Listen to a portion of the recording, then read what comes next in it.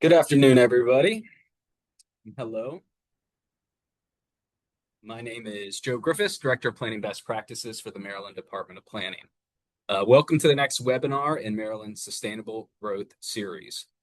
MDP is sharing today's webinar in partnership with the Mid-Atlantic Planning Collaboration. Together, we're excited to discuss the intersection of hazard mitigation and comprehensive planning. Today's webinar is eligible for 1.5 AICP credits, one of which is eligible for the Sustainability and Resiliency Specialty Credit. The CM number is 9334030. You can log your credits on your AICP Credit Maintenance Dashboard on the American Planning Association website. We will also send you a completion certificate, and you will receive it from the email certs@gutenbergcerts.com. This session is being recorded. The webinar recording will be posted to MDP's website within the next few weeks after we process it for accessibility. Following Maryland state policy, third-party AI assistants are prohibited and have been blocked from this webinar. Audio echo often occurs when you have two Zoom windows open, so if you are experiencing an echo, try closing one to remove it. Attendees have been muted, but you can ask questions in the Q&A.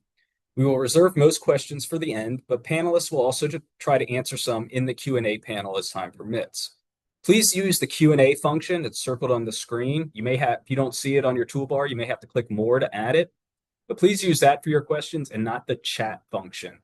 The chat should be reserved for sharing resources with one another, enriching the learning environment. If you ask a question in the chat, as other people add their own comments in chat, your question is going to go to the top of the list and we won't be able to find it, but we can consolidate and find them all in the Q&A. Attendees can also enable closed captioning in the toolbar. Again, just like with chat, if you don't see it in your main toolbar, you may need to go to more. Here are today's learning objectives. Following the webinar, attendees will be able to summarize hazard mitigation planning trends, identify opportunities for integrating hazard mitigation with comprehensive planning, hence the name of the webinar, and evaluate strategies for equitable resilience planning and apply them to local contexts, and finally, justify the need to instill a resilience and hazard mitigation framework in all areas of planning. Today's webinar addresses Maryland's Resilience and Equity Principle, which are two of the state's 8 new sustainable growth planning principles, which Governor Moore signed into law in April 8, 2025. The principles are designed to emphasize Maryland's land use and development priorities while encouraging local and regional flexibility. The intent of the resilience principle, as described in Maryland statute, is to integrate resilience measures that will minimize the impacts of rapid and unexpected natural and human-caused threats on communities. Today's webinar will describe how such measures can be integrated into hazard mitigation and comprehensive plans, which, when implemented together, can advance more resilient communities. The intent of the equity principle is to engage all sectors of the community in the plan development process to ensure diverse voices are heard and the needs of underserved populations are prioritized. One of today's panelists will describe how the state hazard mitigation planning process incorporates Maryland's equity priorities. Last December, the Sustainable Growth Subcabinet published the Sustainable Growth Implementation Guide, which describes each principle, the benefits of incorporating the principles into local and state planning, key performance indicators the state will use to measure progress, and case examples from around the state of the principles in action. We will send the slides to attendees following the webinar, and the images on the slide are linked to each resource. Also, after I'm done speaking, I'll add a link into the chat.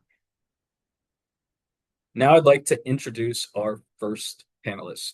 Chrissy Cajano is a technical manager specializing in community and hazard mitigation planning at Michael Baker International.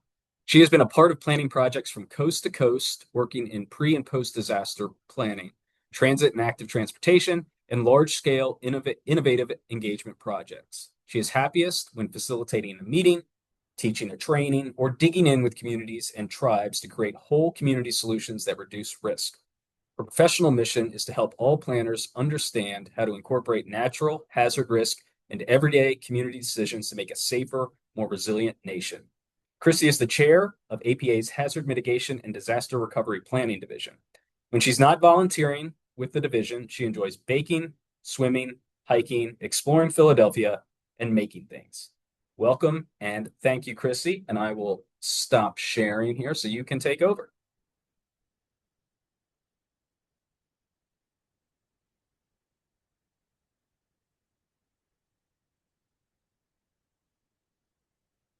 All right, confirming y'all can see slides. Confirmed. Okay, let's do this. So I am a part of the panel today to really help anchor the conversation in what we've seen kind of coming from the past trends in hazard mitigation, planning for resilience, and then how kind of where we are and looking forward into the future. And then my fellow panelists are really going to talk to you, I think, about how some of these trends have really looked on the ground in the state of Maryland. I do want to say up front that the opinions I'm sharing here are my own. They do not reflect the American Planning Association as an organization or my employers, but they are rooted in almost 20 years of hazard mitigation experience. So, because I'm going first, we thought it would be helpful to anchor the conversation in some key terms and definitions that are going to come up.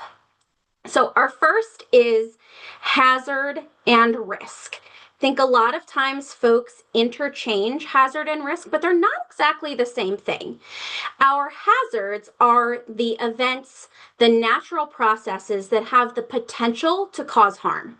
Now, risk is when those hazard events overlap with things that we care about. So a hazard isn't a risk until it runs up against things that we want to protect. So since we're talking about Venn diagrams today, risk is the kind of middle of the Venn diagram between hazards and the things that we care about. When we talk about hazard mitigation, this is very clearly defined in the Code of Federal Regulations.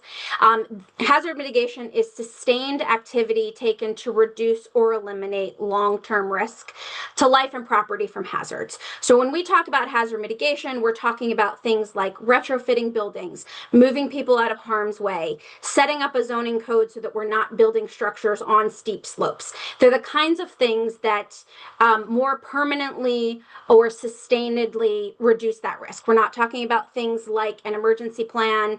We're not talking necessarily about sandbags. When we talk about resilience, this is an area where resilience has a lot of different definitions, and it in some ways is the squishiest of what we are talking about. But I've pulled kind of the definition from the United Nations. I think Clyde is going to talk specifically about how resilience is defined in Maryland. But when we talk about resilience, it's this concept of, as a dear client used to say, weebles wobble, but they don't fall down. So when we talk about resilience, it's the ability of people and systems and ecosystems to resist, absorb, accommodate, adapt to the effects from a hazard and to recover from those in a timely manner. So with those foundational pieces, I want to talk about some trends, and I've got 5 for us today. Our first trend, and I do not know why my slides are advancing themselves. They're not set to do that.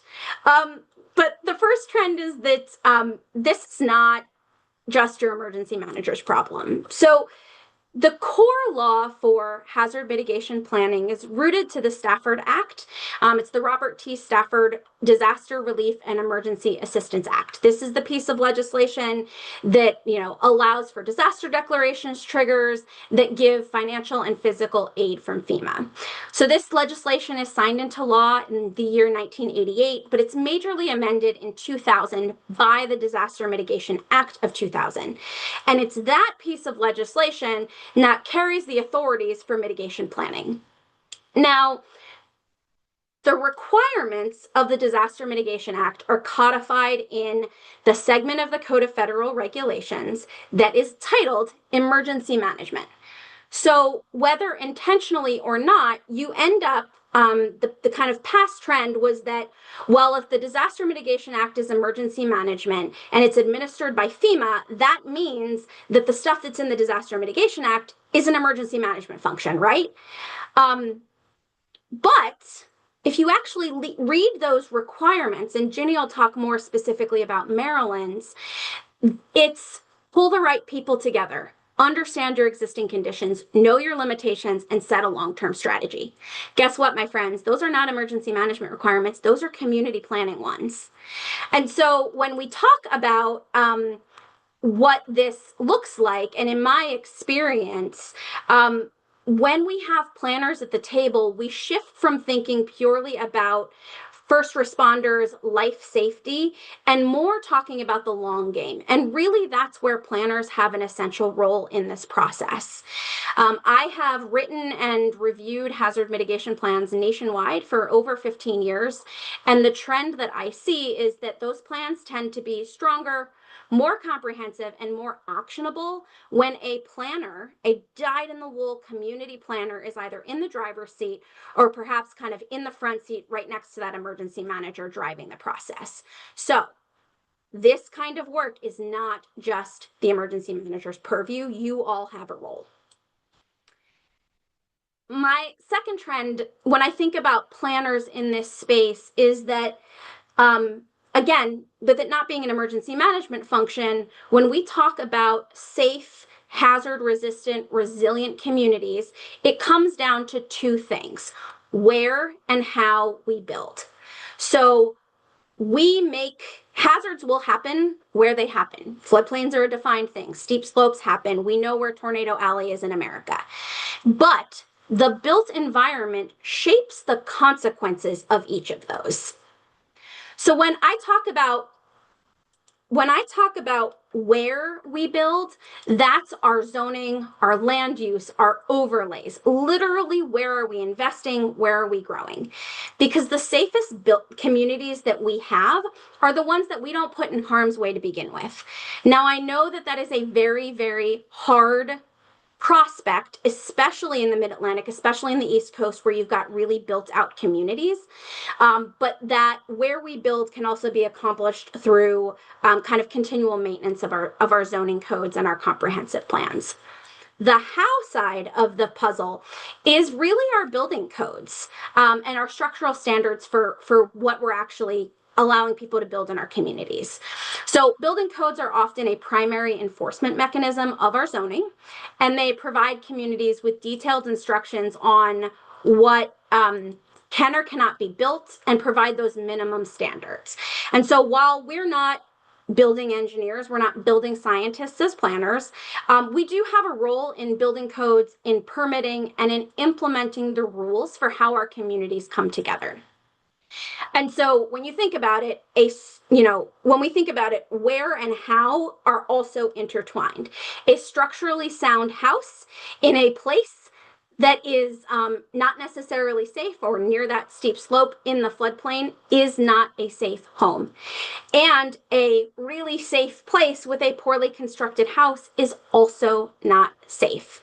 So when we think about where and how coming together, we can only buy our way out of the problem so much. That is why planning is such an important part, and policies are such an important part of building more resilient communities. The third trend is just, we are now planning for, I believe the Lincoln Institute of Land Policy called it planning for a polycrisis. So we are planning for compound hazards, cascading hazards. We are planning for more events and more frequent events. So when I talk about compound hazards, that's two or more happening at the same time. Cascading hazards is when one hazard leads into another one, like an earthquake triggering a tsunami, a flood happening after a wildfire. And this trend of multitudes has driven a more systems level approach to how we think about planning for hazards. And that's why, as Joe said, we really need to, in the title of this webinar, it's about the Venn diagram. This change is really why we have to widen that intersection point between hazard mitigation and comprehensive plans. We are not looking at one event at a time. We are seeing increasingly more complex events that are leading we're seeing drought that leads to dry conditions that lead to ideal fire conditions, and we're just seeing more of them. The number and frequency of events is going to continue to grow, whether or not you have a governmental entity or Climate Central tracking our billion-dollar disasters. If you look at the 6 most expensive years for disaster losses since 1980, 4 of those last 6 years have been since 2020 alone. We are not digging ourselves out of this hole. But I will say the tools that we have at our disposal to plan for this wider range of events and tie those events and how we're going to solve them to community values is also growing. More and more nationwide, I have been seeing the gradual integration of mitigation and adaptation into the scope of most planners. There's more awareness of the role of land use and of planning as a discipline in tackling these really big, wicked problems, even though we knew that the whole time, right? This is a good thing for communities, and it means that, tackling things in a silo is not going to work for very much longer. So thinking about the mechanisms we already have at our disposal, like our comp plans, like our zoning codes, like our transportation resilience improvement plans, this is really about how we can get the tools and resources we have to work smarter and not harder. The 4th trend is really about what I see us being able to do when it comes to doing more planning and less plans. I got news for y'all. Nowhere in the federal requirements does it say that you have to have a standalone hazard mitigation plan. It doesn't. I know that that's the norm across the country. I've seen thousands of them. But what I would impart to you all is to bake in risk. Think about it everywhere, and I do mean everywhere. And think both about your chronic stressors that can make risk worse, make the consequences worse, and those acute shocks in the form of your everyday kind of normal natural hazard events. And so this is the part where my transition into a little bit of wishful thinking on my part. My wish is actually that risk and resilience are routine, everyday considerations in our community decision making, the same way we always think about costs and benefits. The plans we write will never prevent a flood, but they can certainly make the consequences not so bad. So I want you thinking when you're planning, am I building this to last?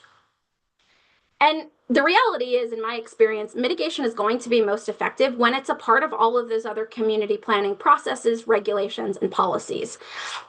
When we bake in resilience, we have the ability to promote consistency between our plans and our policies. We increase the visibility of risks. We can promote risk reduction as a policy priority across all kinds of things that we care about in our community. And it also increases the likelihood of successful implementation. We'll talk about this in a minute, but really what I'm asking you to do is think about the kinds of decisions that make your community stronger so it can continue to exist 15, 20, 50 years in the future. Now, my last trend is not going to surprise any of you. Your planners working in the space, we are seeing uncertainty in kind of unprecedented volumes. So the systems and structures we've had since the passage of the Disaster Mitigation Act are gone. They're going to take a while to get back, if they do at all, and we continue to see changes day by day. So, we've seen the federal support shift drastically in the last year. Disaster declaration denial rates are about double what they were on average from 2000 to 2024. And if you manage to get a declaration, you're probably waiting a really long time for that decision as well. We're seeing grant funding in total go down, although thankfully that tap seems like it's started to flow again, maybe just not for planning work. And the feds we're seeing are pulling back to their statutory authorities. They want to focus on what the letter of the law says. But all is not lost. I mean, this level of uncertainty means that no one is coming to save us but us. the kind of response we need to tackle the kinds of challenges that our team is going to talk about today require whole of society responses. It's not going to be adequate anymore for the emergency managers to talk to each other and the land use planners to be here and the public works folks to just be building according to their plans. It will be about partnerships both up and across our communities to extend out and try and create linkages. And in those times of high uncertainty, if you want to be successful, it means being an expert, not necessarily in planning, but in understanding and navigating the system that you work in. Now is not the time to stay in our lane. Now is the time to reach a hand out to the person next to us and understand how our work fits together. And, by our nature, planners tend to think in terms of how all the bits and pieces of a community fit together anyway. So that perspective is absolutely invaluable, and I think makes us invaluable to these kinds of conversations. We are used to talking about the future. We are used to helping people work through uncertainty. And we are used to building political will for investments that make our communities better. So as I wrap up my portion of today's webinar, my challenge for you is to think about how you can be a translator and a convener for risk reduction between the more traditional scope of a planner in, for example, a comprehensive plan, actively planning for those hazard mitigation goals. I want you to think about how you can be opportunistic, translate risk and resilience into concepts, terms, analogies, whatever stories help that resonate across the story, across kind of your universe and your community.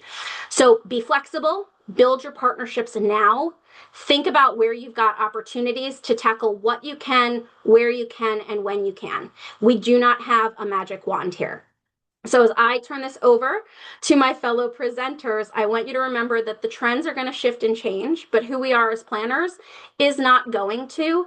And we have a real opportunity to take these separate planning processes and get them closer and closer together until the Venn diagram is almost a circle. Thanks.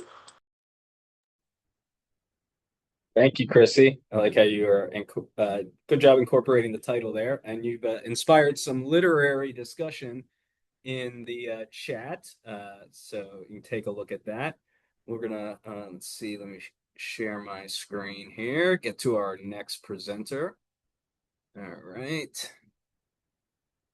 Okay. So our next presenter is Virginia M. Smith. Jenny Smith is the principal of SPD, which she founded in 2004.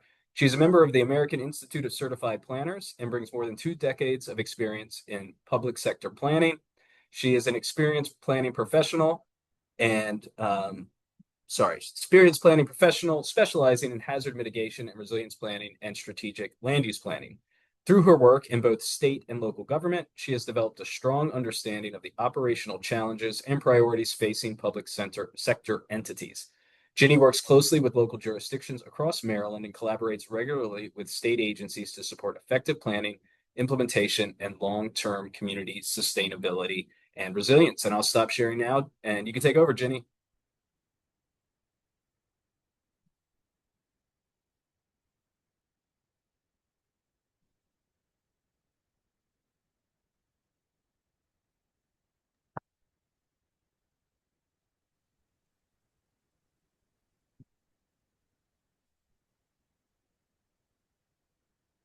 Sorry about that. Took a minute. Yes, well, that was a great thank you. You really set some great context and really set me up there, Chrissy. So thanks so much for doing that. So when we're talking about a comprehensive plan and hazard mitigation plan, I made a quick graphic, but it was very quick. This idea that between the two, you really do have so many opportunities to strategically plan when you look at these things and really overlap. They're not separate discussions. They're things that you have to, if you're really being strategic about particularly future land use, and where you're headed as a community, and then also looking not just at the future, at your growth areas, but there's opportunities for infill development, redevelopment, and it all sounds great on the surface, but when you really start looking at those things through these different lenses, it's like, well, is is that the right place? Is that a good idea? And so it's very layered and nuanced, and the more that you can look at these things through those of different lenses, the more you really set your community up for the future. And so the way I'm going to my talk today, I'm going to focus on the state hazard mitigation plan as it relates to that subject. So those plans, for those of you who don't know, are updated every 5 years. The previous plan was done in 2021. This most recent iteration of the plan was actually approved by FEMA on the August 20th, just a couple days back. I'm going to let it, this is a plan that the Maryland Department of Emergency Management is responsible for the update and the maintenance of the plan. And so they did hire a contract team. I was part of the team that assisted them. I've been assisting in this plan update for the past, well, since the DMA 2000. Not every update, but most of the updates. So very familiar with this one. And so I was really happy to get to work on this latest version. They did assemble a team with the Maryland Environmental Service, AECOM, and so that team worked collaboratively with MDEM under the direction of their mitigation branch to put this plan together. And they will formally announce that and get into the plan themselves. So I don't want to do that, but I'm going to focus on some of these opportunities as it relates to hazard mitigation planning and comprehensive planning or master planning, depending on where you're from. But in Maryland, we use comprehensive planning. And so, in terms of what Chrissy was saying, there are requirements, but there's these policy guides that both the state and the locals use that FEMA issues. And both of those policy guides talk about, they include some requirements about incorporating plan integration, using technical information, and some of these requirements. So I'll talk about a few of them.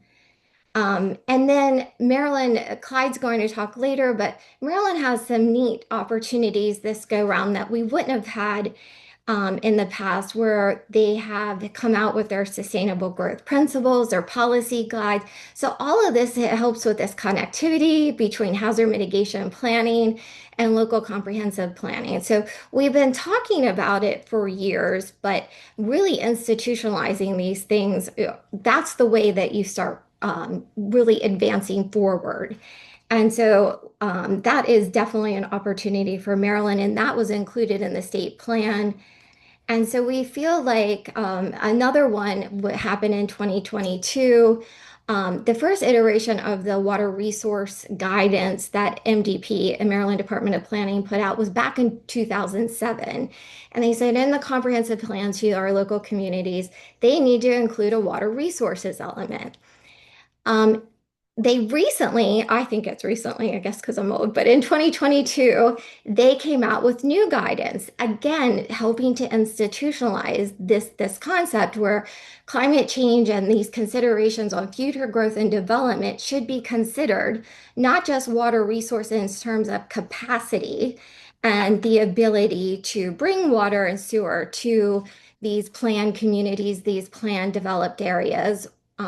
Or even those old areas where we want to get public water and sewer. But this idea of, are you considering what that actually means in terms of things like floodplains and hazard areas? And so they have some best practices on how to incorporate that in that water resources. They're talking about assessing hazard risk in terms from the water resources lens. And then how will that affect, how does climate change, future risk, how does existing really affect water capacity needs, those water resources? And then are you considering these things in your land use decisions? So they give strategies consider and some decision-making tools, really important stuff. And so we did want to show that alignment in the state plan and show these resources. So that was another opportunity that was seized.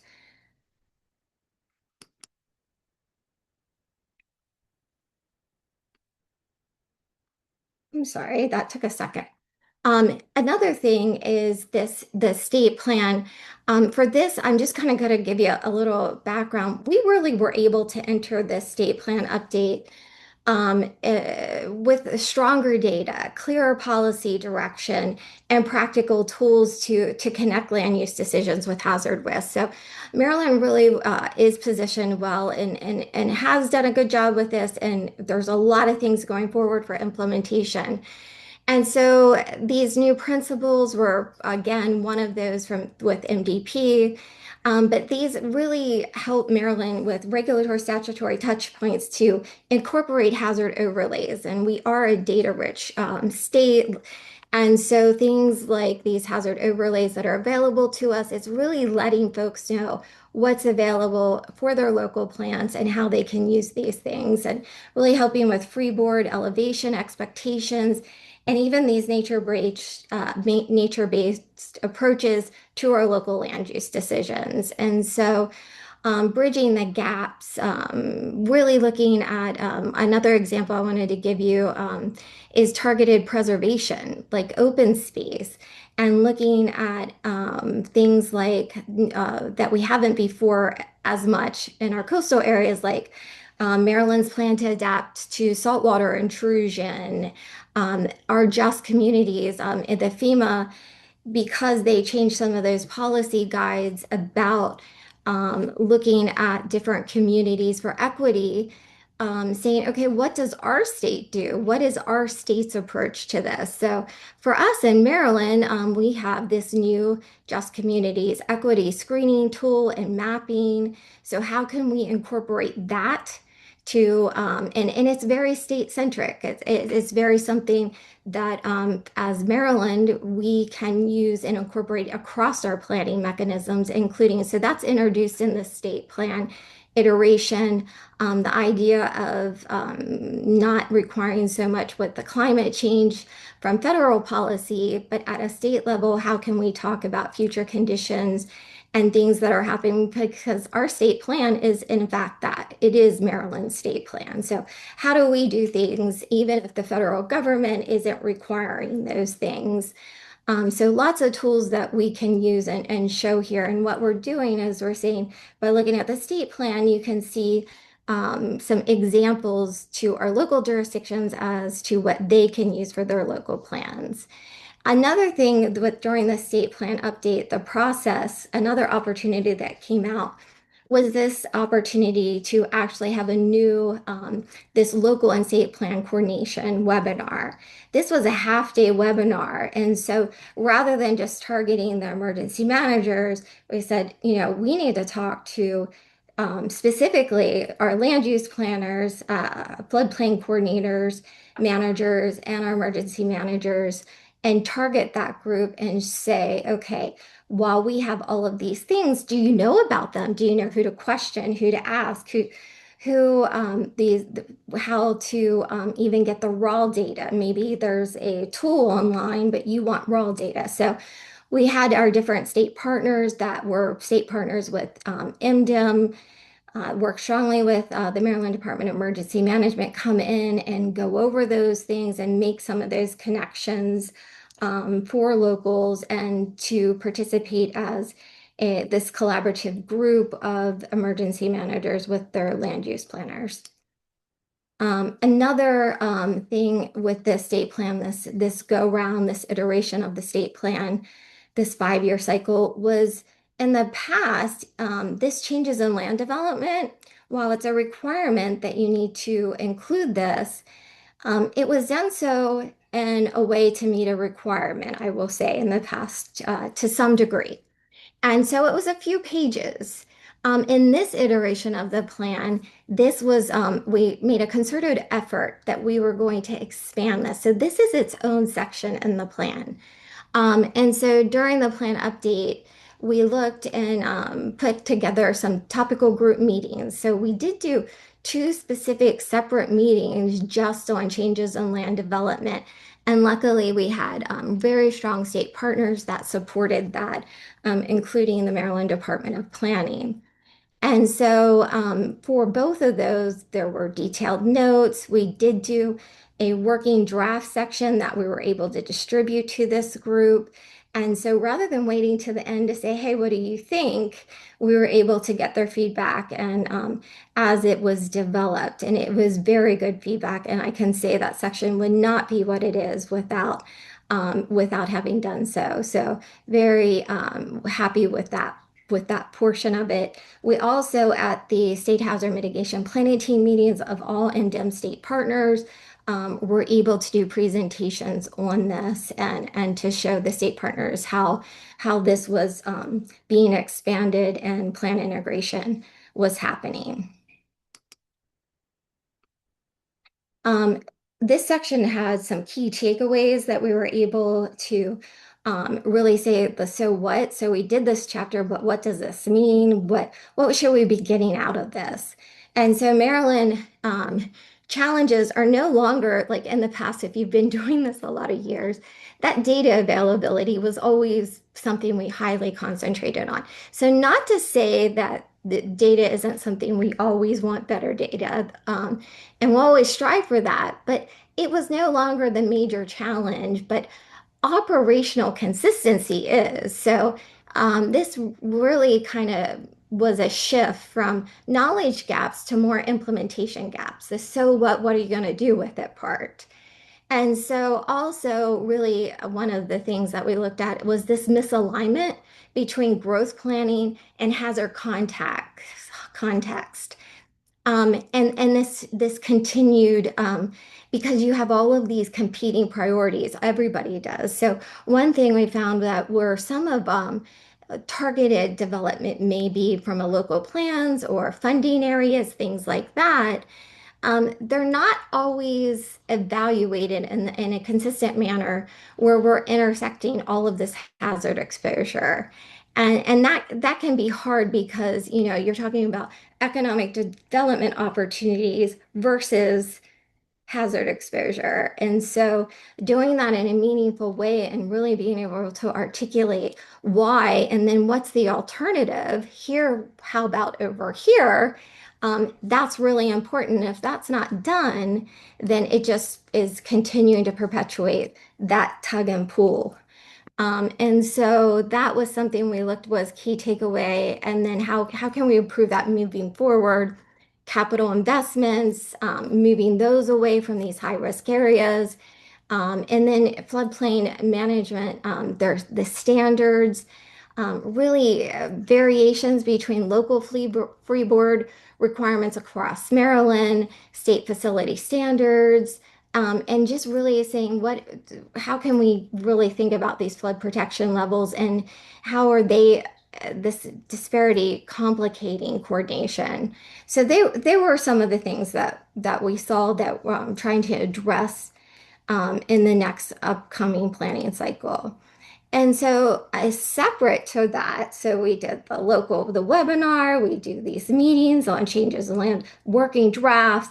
We also, at a separate meeting with the State Hazard Mitigation Plan, said, okay, we know we have these planning mechanisms and tools in place, but what obstacles or what opportunities do we have when we're looking at these? And so lots of things like our critical areas program, looking at our land use article.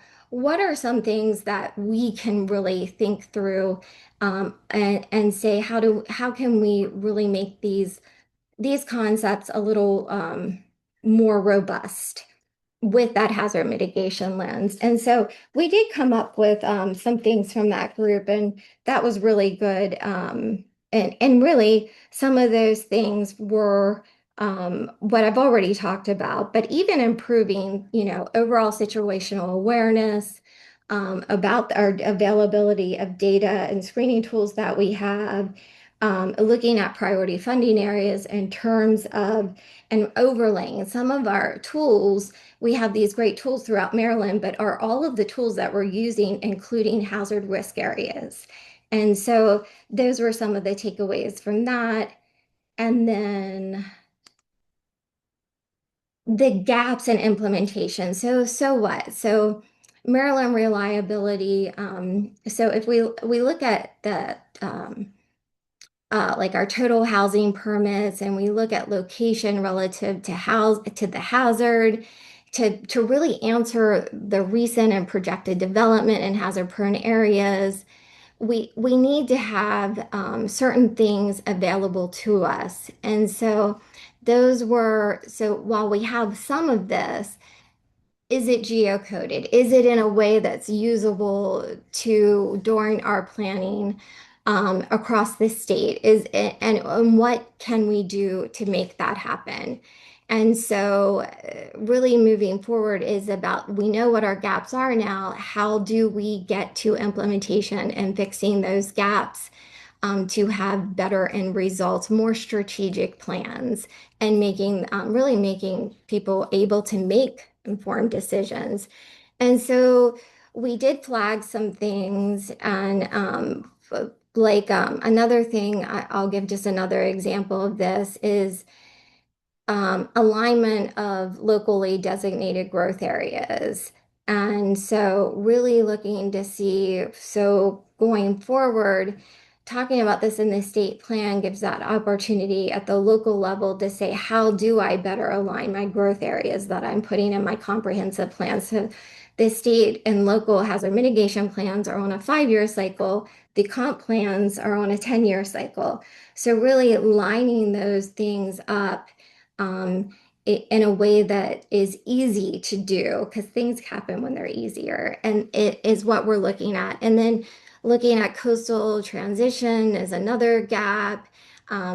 Salt and water intrusion, marsh migration, rising groundwater, all of these things while we know about our floodplain and our hazard areas, but what other things go into that mix? So lots of that is included in the state plan, this iteration, and I think in a very meaningful way. And we hope to see that those things are translated into implementation moving forward and make their ways into local planning and planning decisions moving forward. Not that they haven't done so far, but we want to see that move forward.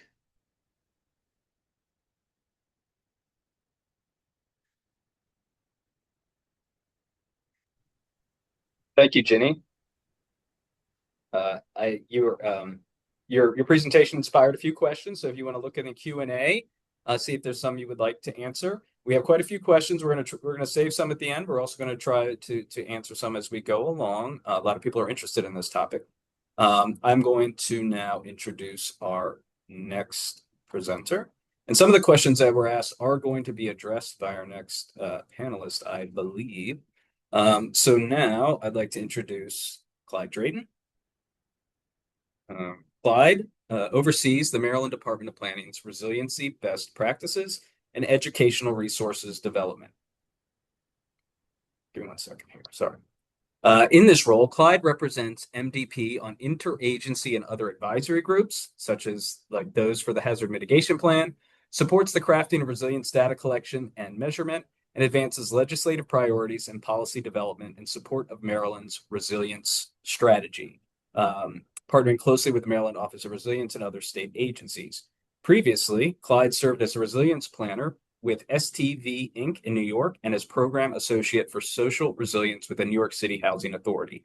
In these roles, Clyde has supported the development, implementation, and evaluation of large organizational climate adaptation plans and climate risk assessments for critical infrastructure and vulnerable communities across the East Coast.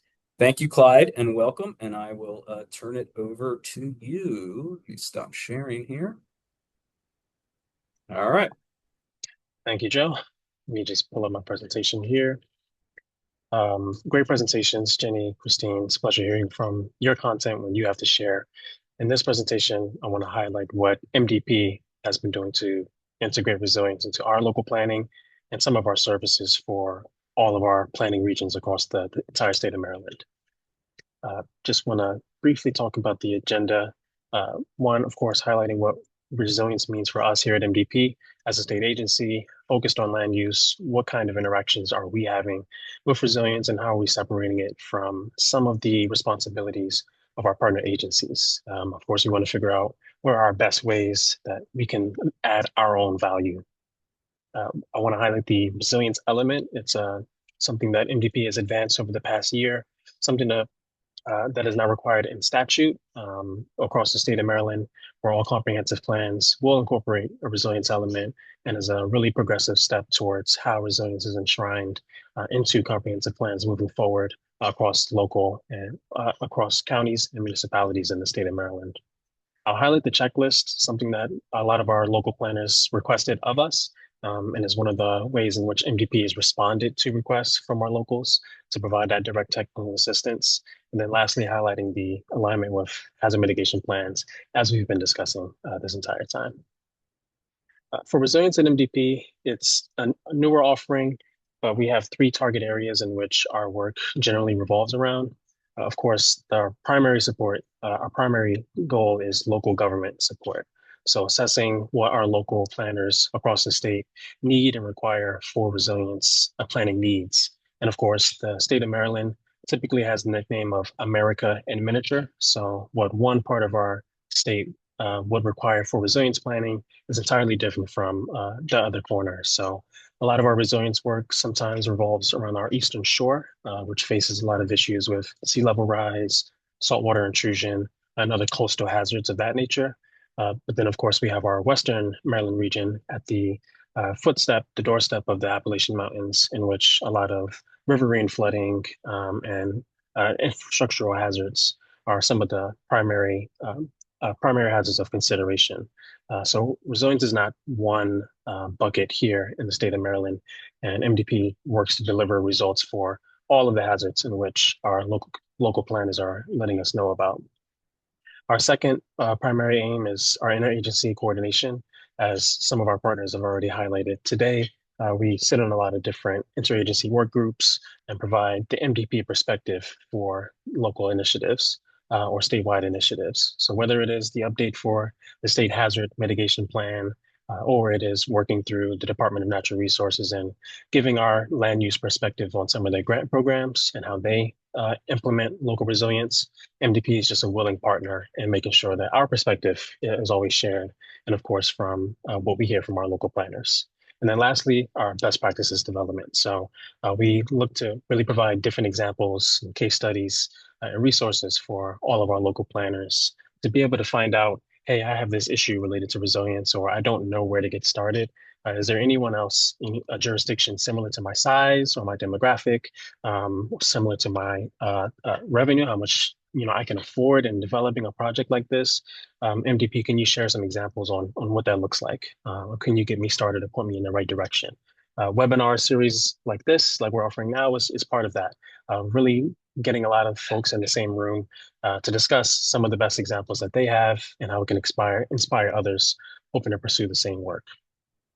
I'll briefly highlight our KPIs. So the way that MDP is measuring our resilience, ideally we have these goals to improve human well-being, mitigate climate change in ways that is reasonable within land use, and of course, grow economic opportunities. So if there's long-term planning for development and growth in a local jurisdiction, how are hazard considerations being included in the plan for growing economic opportunity? Specifically, we have 3 specific ways in which we are identifying and tracking this. So the first KPI in which MDP is advancing is capacity building and planning for resilience. This is data between MDP's comprehensive plans and the Department of Natural Resources and their grants gateway. So we want to identify, one, who is incorporating resilience elements and adopting program changes across the state of Maryland. The second KPI is tracking flood resilience in the built environment. With our partners, with Maryland Department for Environment, they've identified that 3 feet additional freeboard should be one of our standards across the state of Maryland for mitigating flooding. So that's data that we've provided from them, and we're tracking on which jurisdictions are adopting that additional freeboard standard in their nuisance flood plans. Lastly, looking at local energy resilience. Yes, a lot of us are familiar with resilience being flooding related, but of course, energy and a lot of the hot topics surrounding that are something that we also are looking to keep in mind here in the state of Maryland. So with data provided from the Maryland Energy Administration, we're looking to identify and track how much funding is going across the counties for energy investments in critical infrastructure, and of course, just the capacity. So we want to look at this county or this municipality, how many dollars have they received, but also what is the size of renewable energy, alternative energy that they've been able to invest themselves. Getting a little bit further into how MDP looks at comprehensive plans. Again, we've been discussing hazard mitigation plans, and comp plans are MDP's specialty. So just the framework of this that we advance the planning principles and planning elements. Here you see the 8 here on the side. And of course, I'll be focusing on our resilience element. Specifically, that looks at integrating resiliency measures to minimize impacts. And this includes, of course, the natural hazards, which we've been discussing, but also human-caused threats as well, whether that be related to cyber, energy, or other different acts on infrastructure. Of course, a lot of our elements that we've developed, again, we aren't in a silo. So the things that we want to embrace and share out with our local planners is that what you do for us to meet your comprehensive plan and your resilience element requirement, you may have already been doing this work or advancing it for your local hazard mitigation plan, or maybe your nuisance flood plan if you're in a coastal area. We want to ensure that your work that isn't done for nothing, and that if you do 30% of work here, you may have already done 20% of what MDP is asking of you. So of course, we want to make sure that all of the resilience principles and resilient concepts that we're advancing don't have a high barrier to entry. This, of course, just gives a little bit closer look at the principles themselves. And of course, incorporating that resilience principle into the comprehensive plans, the statute currently has 2 other partner plans that all comprehensive plans and resilience elements should be incorporating. That looks like the state resilience strategy, which the Maryland Department of Emergency Management Office of Resilience have released, provides that huge overlook on what resilience looks like for the state of Maryland and what those recommendations for the partner agencies should look like. Then, of course, the state Maryland Hazard Mitigation Plan. So previously, we've seen some examples where a local jurisdiction is thinking about the hazard mitigation plan, and now we want to enshrine that in statute. We feel as if it's a gap that has been presented in the past, and we're doing and taking minimal steps to try to close that gap. And then you just see an excerpt there in the lower right of a draft comprehensive plan, which is now adopted, but identifying for the resiliency element that the findings from the hazard mitigation plan should be incorporated. And this comes from Ocean City on our eastern shore here in Maryland. Again, from a lot of the feedback that we've received from across our local and regional planners, Maryland has 6 planning regions, as I may have highlighted earlier, and nearly every time we've had a conversation or our annual roundtables with the local jurisdictions, they've said, hey, state agencies are always coming up with a new requirement for us. First you wanted to do this, now we must do this. So can you just give us a checklist of what you want? And so MDP responded and said, here's a checklist for our 8 planning principles and elements. And so the development of this checklist, as I mentioned, was to deliver the request for our local planners. We want to make sure that they can meet their requirements with ease, but also have little tidbits of their local planning character. So what makes their community, but how does resilience fit into that? The resilience checklist kind of provides a stepping stone for how they should be thinking about that and the kind of information that should be included in that resilience checklist. And then in the next couple of slides, I just pull out some brief examples. Of course, here, the general requirement to acknowledge the principle and element. You'll see over on the right side, the city of Cumberland in our Western Maryland region have identified, yes, the 8 planning principles exist. We look to incorporate that over our next 10 years. And answer the question previously in the chat, but comprehensive plans in the state of Maryland are generally required to review every 10 years and update as necessary. Getting a little bit further into how we identify the hazard mitigation plan. Here you see one of our requirements, our shall statements, to identify the different mutual assistance needed for identifying and addressing challenges for hazards across the state. And one of the resources that MDP has provided in the checklist is to just address and visit the Maryland State Hazard Mitigation Plan, or the Plan Hub. So there's a lot of different resources that Jenny's highlighted, and that the state's advanced, and MDP wants to make sure we are providing that for you as well. Then we have, of course, our best practices. So just identifying one, here are our best practices for flood resilience and stormwater.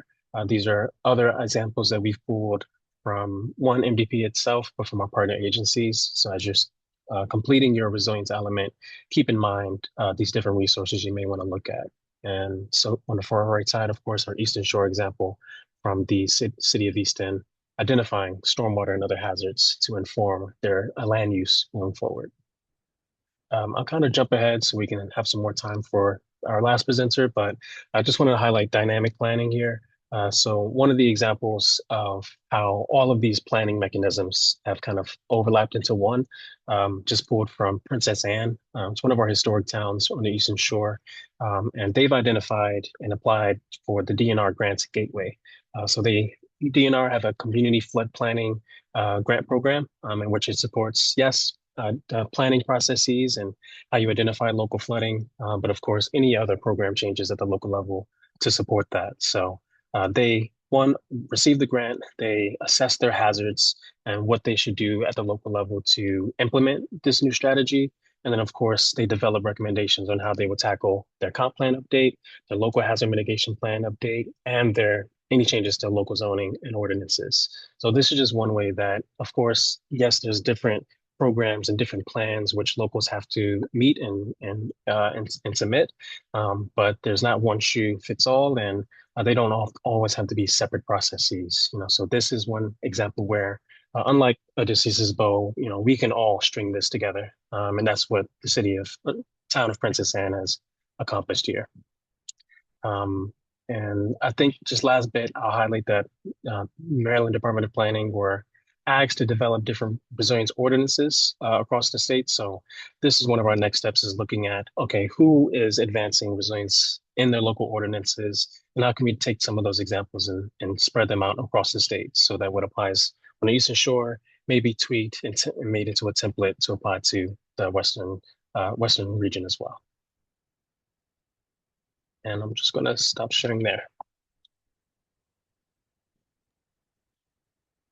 Thank you, Clyde.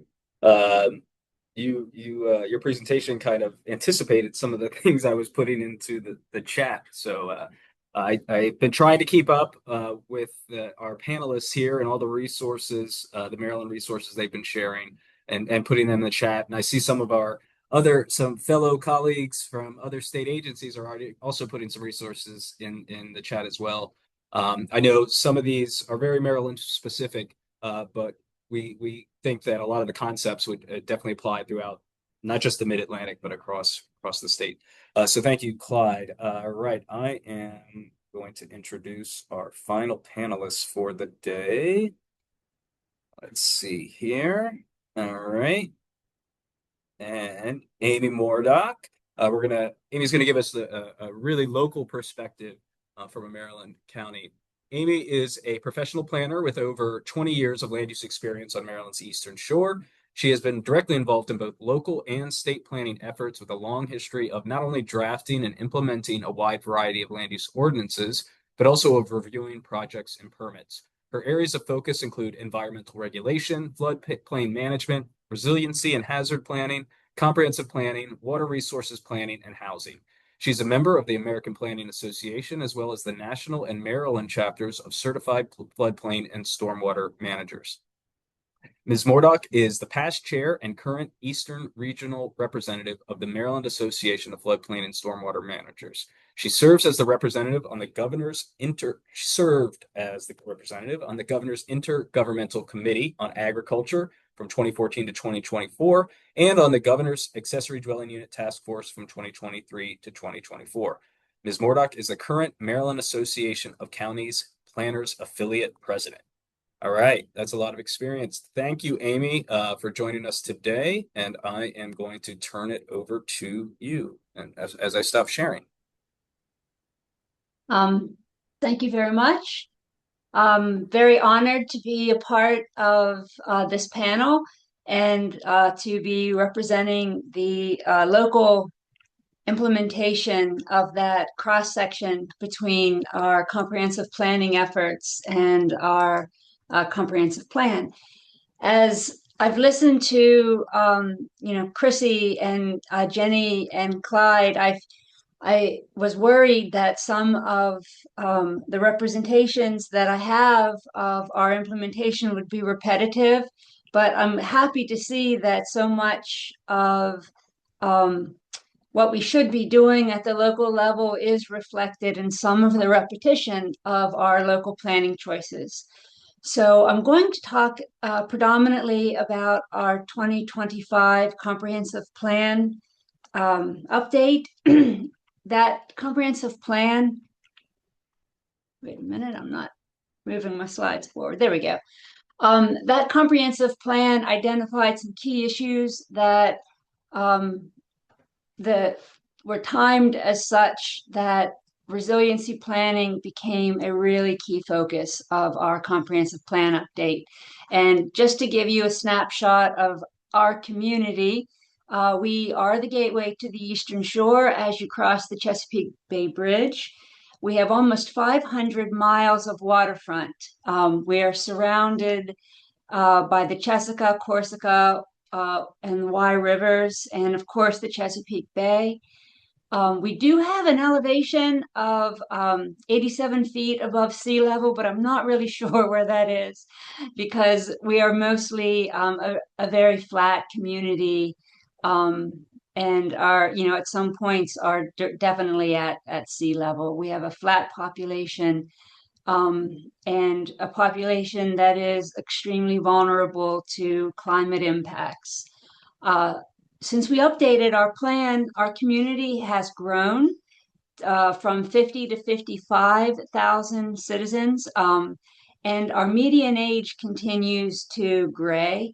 When we updated our plan in 2022, we had a median age range of 40.2 or 4, I think, but the recent stats bring us up to almost a 45-year median age. So we are an aging population, and our outside of our towns and municipalities, of which we have 8, our growth area is within our really most vulnerable area, which, as Chrissy mentioned, is pretty typical for the Eastern Shore and in a maritime and agricultural community like Queen Anne's County.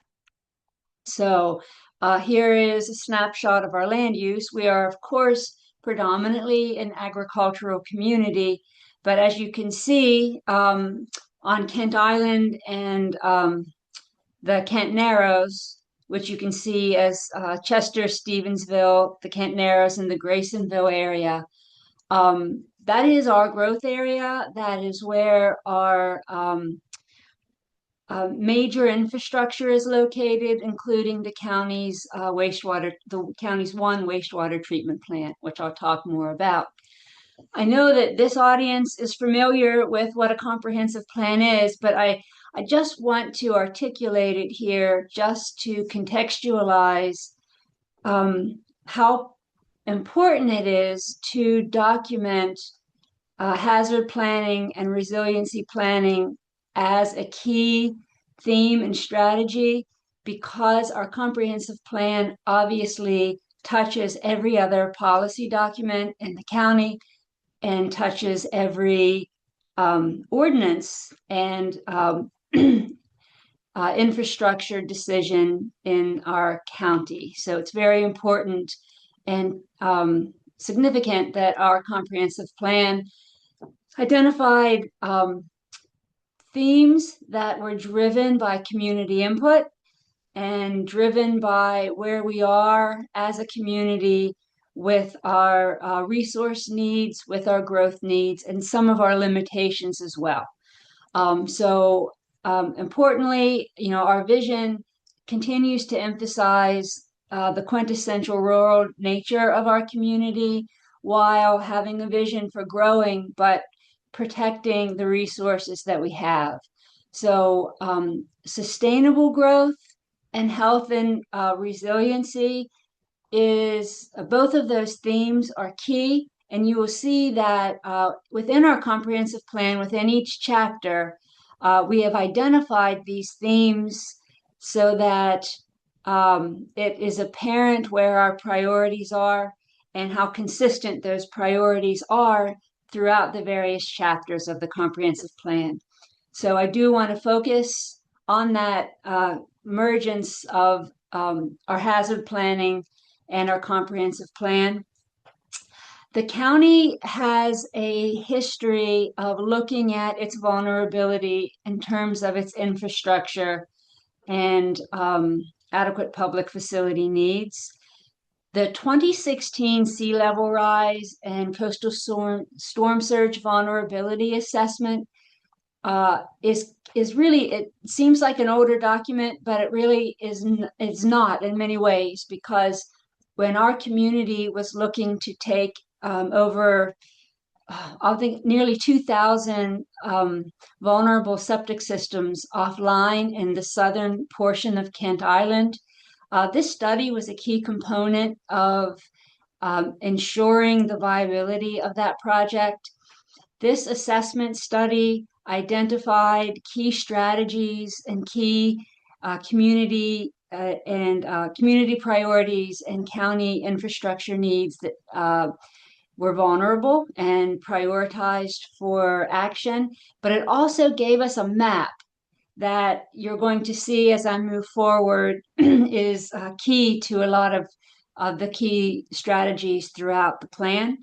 The 2019 County Climate Resilience Planning and Financing Study is also a key document because it took those strategies from the 2016 plan, prioritized them, and sought means of financing. We didn't finalize the financing piece technically, but the practicality of financing those strategies has come to fruition naturally, and that is through the county's bond rating. And I'll talk more about that. And clearly, our hazard mitigation plan is key and is the guiding document that points to a lot of the strategies and a lot of the action items. So that hazard mitigation plan and mitigation planning is a theme that runs throughout, and that plan is adopted by reference into our comprehensive plan. Clyde mentioned several times the importance of addressing nuisance flooding. There was initially a standalone plan, which has been absorbed into our plan, our hazard plan. And we are a very, very fortunate community because we do have a planner at the helm sitting side by side with our emergency management team, and that is Jenny Smith. So we have the extreme good fortune to have her guiding and she has been guiding the county's plan through several iterations. Again, key is the water resources element. This is where a lot of the key infrastructure through our Department of Public Works is managed, and where those overarching principles are supported. Our water resources element specifically references and prioritizes our resiliency planning studies and plans, and it also holds the repeated statement, which is in multiple chapters of our plan, that the county must contemplate sustainable and resilient land use policies in the face of necessary hazard planning.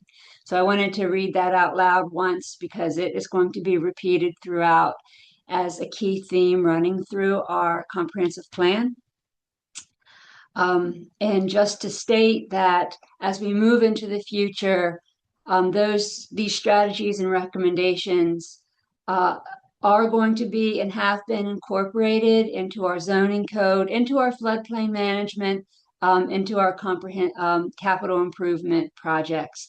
And we've also plugged in some accountability with our implementation matrix, because we've had all of our county partners at the table as a part of this exercise, and we come together every year to report out where our successes and implementation has occurred. And there's a snapshot of that matrix, and there's a link to the comprehensive plan in the slideshow. Again, emphasizing that resiliency planning and that these two statements are repetitive in our comprehensive plan as a means of ensuring that our vulnerable assets are assessed, but also emphasizing the fact that our community is butting up against some serious adequate public facility limitations with transportation. The Chesapeake Crossing study is, of course, has been going on and had begun when we started our comprehensive plan update. School capacity, sewage capacity restrictions. Our county has reached its limit with its TMDL. So we are in a position where we really have to contemplate our infrastructure needs, but we have to do that through the lens of resiliency planning. As I mentioned, our hazard plan, which has been updated since our 22 comprehensive plan to the 2025 hazard plan, is called out specifically and is our guiding hazard planning document in the comp plan. Our environment chapter emphasizes the key sustainable growth theme and the key environmental resource issue, which is to address climate change, sea level rise, and increased storm severity. And we have several strategies that do address that in our environment chapter. You see that I use several maps where you see inundation, and that is where we hang our hats on our assessment of vulnerable resources, which is in a living map that was a part of the 2016 sea level rise and vulnerability study. It produced a GIS layer based on DNR surge model and inundation layers. And significantly, as you can see, as I mentioned, the county growth areas are largely vulnerable. So our land use chapter deals with that challenge directly by encouraging consideration of resiliency during all of our housing review, our economic needs, land use changes, knowing that we have to prioritize smart infill development and increased opportunities where we can maximize the infrastructure that we have and the protections that we have planned for in our emergency planning documents. Our growth area currently, as I mentioned, is going to be limited. So the contemplation of how we're going to serve that population and protect our resources simultaneously is very important. Our community plan, our community chapter deals with our growth areas specifically, which, as you see, are located within highly vulnerable areas, and the protection of our adequate public facilities in the face of climate change and sea level rise is a continued articulated statement in that chapter as well, as in our historic and cultural resource chapter, because of a lot of the county's significant cultural and historic resources are maritime related and found in our growth areas. So to near the end of this presentation, I want to talk about how we are implementing those strategies. As I mentioned, the county, one of the key issues that we were facing was limitations on adequate public facilities. So the plan directed the county to revisit its sewer allocation policy, and it just has finalized that review. We had a 1-year residential growth moratorium on major residential development, and that moratorium has ended, and the allocating of where those final sewer allocations are going to go, how they're going to be divvied up, has been put forward for the commissioners to vote on with the upcoming comprehensive water and sewer plan update, the sewer allocation policy being a significant part of that update. You will see that through the existing capacity that we have, and we have another 300,000 GPD through re-rating, but through our existing capacity, the commissioners built in a climate resiliency buffer, and are actively working to hook up two other vulnerable communities to hook up failing septic systems. Another thing we are actively doing, as I mentioned, the plans that we have in place are guiding actionable items in all of our county agencies and departments.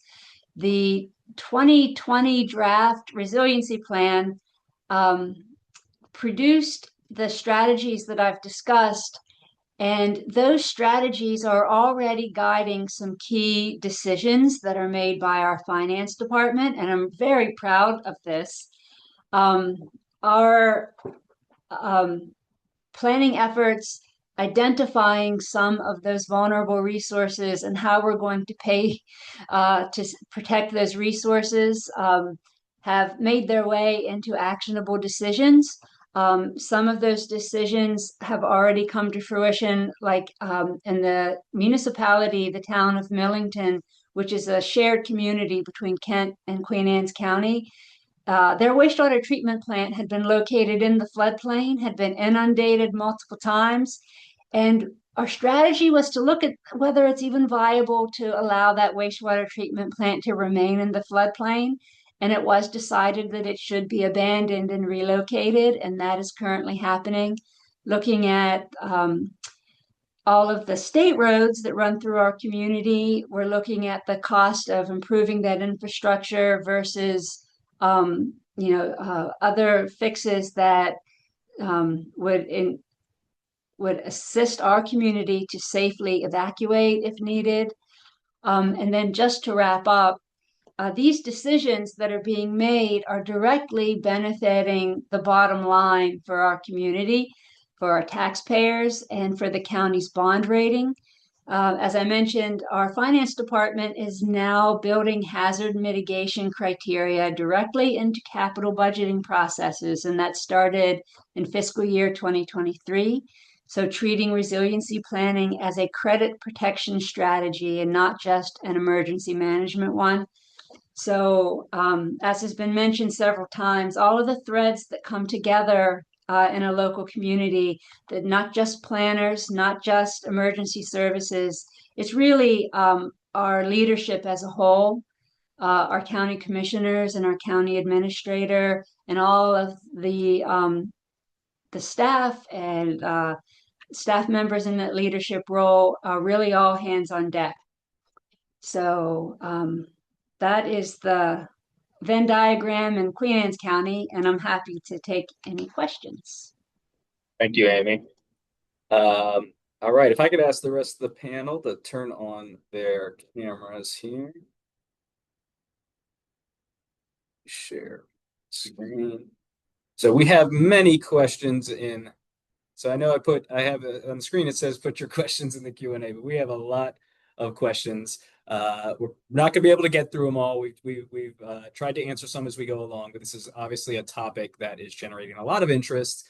And I'm going to try to work my way through these questions. Some of them I think were answered or asked earlier, and I think some of our later panelists addressed it. So I'm going to do my best to find the ones that I think are most applicable, but I apologies if I can't get to everyone.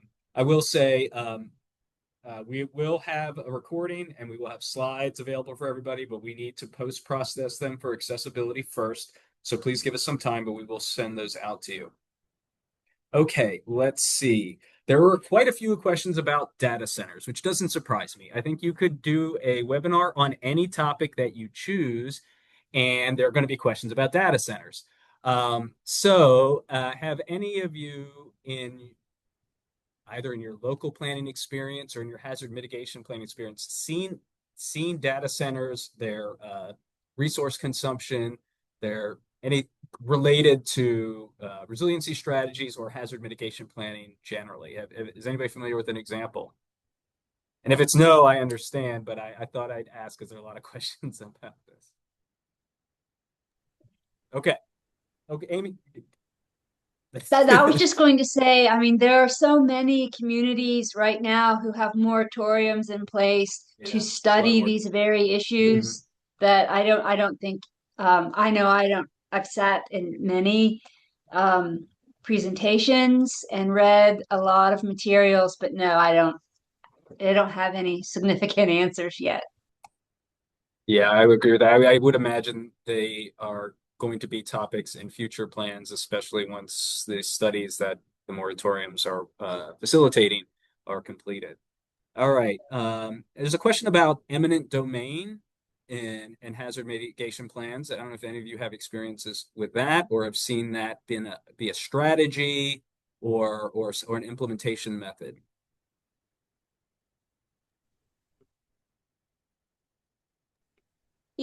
I think that a lot of when we look at from a sort of grants and funding perspective, when we think about acquisition of homes for permanent open space, especially under FEMA's programs, those are actually done as fee simple acquisitions.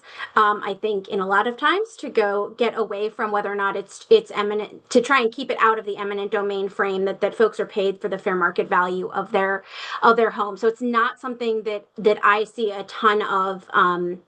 It's just not something that I've had a ton of experience with because the mechanism that FEMA uses is specifically designed that it's a voluntary process and you are agreeing to enter in to the agreement to remove your home or your structure from the floodplain. Thank you. There are a few questions. I'm going to kind of combine these into one about communications and convincing or encouraging those who might be reluctant to consider hazard mitigation planning in their everyday planning or comprehensive planning.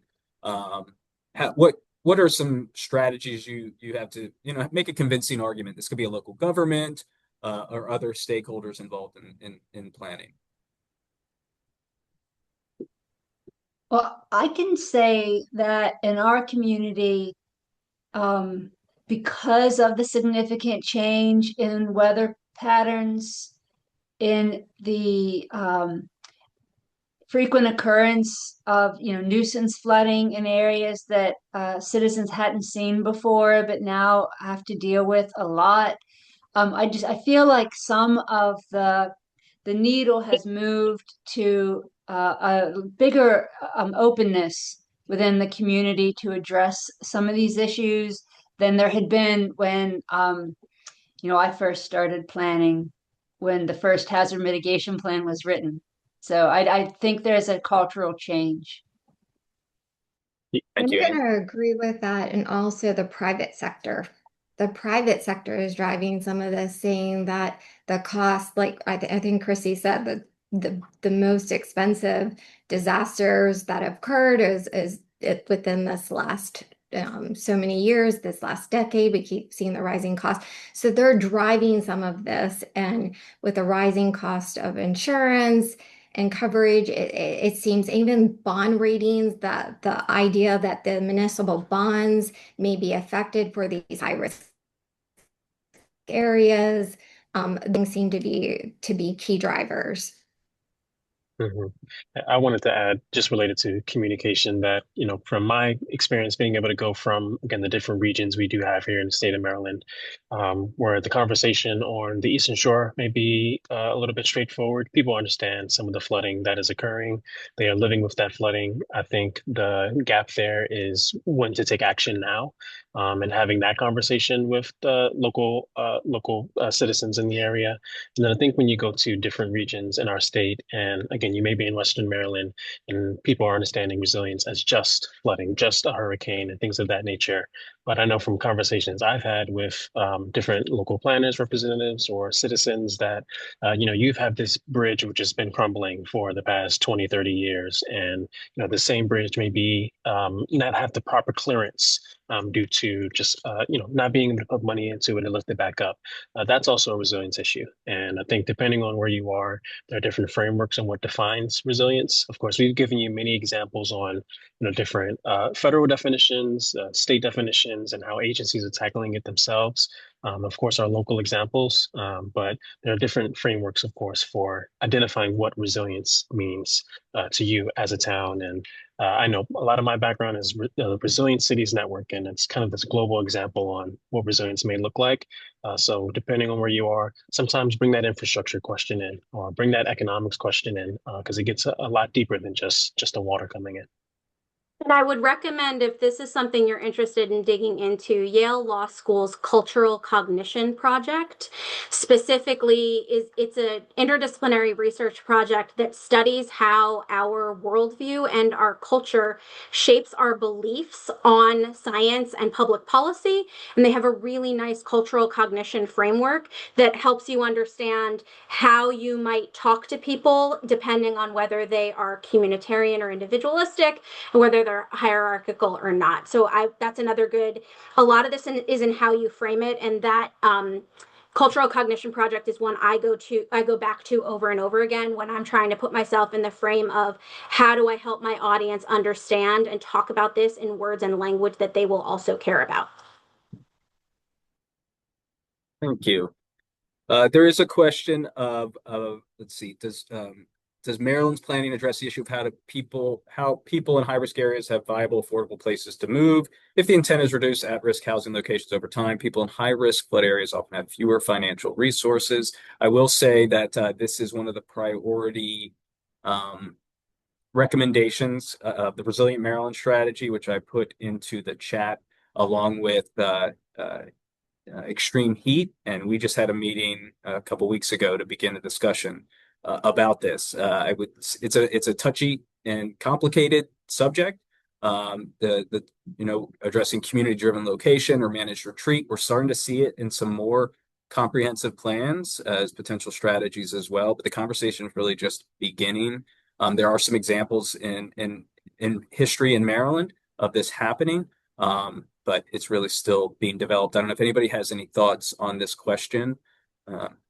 Feel free to share. I do, and I'm going to harken back to a number of years ago. One of our communities in Western Maryland, steep slope floodplains, old mining area.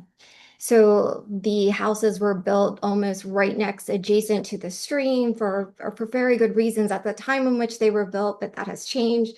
Then the lower socioeconomics happened. So targeted acquisitions were done using FEMA voluntary flood buyouts, and they were done. But Maryland also has CD community block grant funding. And so really coupling those two sources where we were able to package some funding sources and provide some relocation funds as well, using fair market value. So when you do the looking for what you're paying for that fair market housing value in that area, because everyone knew they were floodplain, that they were highly hazard, it wasn't like being in a beach area.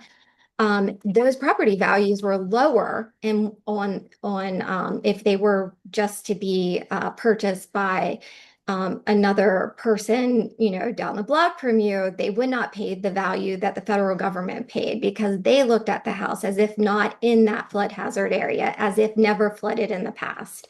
So depending on where you are in Maryland, that conversation changes.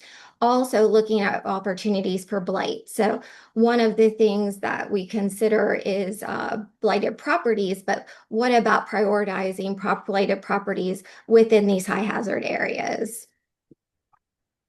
Thank you. I think we have time for one question. I'm going to combine one. There's a couple questions about transportation. So I'll give somebody a chance to answer one or both of these questions and combine them together. There's a question about a good example of transit-oriented development or a transit community that is either threatened by flooding or in a floodplain area, or the best practices for a transportation agency for addressing hazard mitigation. I don't know if anybody wants to step up and tackle that one. That's will be where we end today. So I can touch upon some of our local concerns about, generally the preferred route for the new two bay spans that are, planned to unload into our community. So we have been participating agencies in the entire Bay Crossing study, and that has been a concern. The vulnerable nature of the area within our community that's already our growth area, the expansion of the right of way into adjacent properties, and the potential for sprawl within our community. So the participation of the county in the study and simply bringing these key points up during the planning process has been valuable. I think that ensuring that our local comprehensive plan is taken into account when the state assesses resources, which they have done so far, historic resources and areas that are vulnerable to sea level rise. Those are some key considerations that are constantly being addressed as the implementation plans are being vetted, specifically to the Bay Crossing study, but also to other infrastructure plans in our community on state roads. We've had a major study of the Route 50 corridor, which is obviously a state artery, and Route 8 and 18, because these are all of our roads that are directly inundated through beach traffic and diversionary tactics that people try to take. So those are key considerations that we bring up when those conversations are happening. Thank you. All right. Well, I want to thank our audience and really thank our panelists. I'm so really sorry we couldn't get to all these questions. There's a lot of good ones in there, but look for more. We continue to work on this at MDP, but that's not just us. We have many partner agencies and partner jurisdictions. Again, we will send out the presentations and the recording when made accessible. So thank you all and have a great rest of your afternoon. Thank you.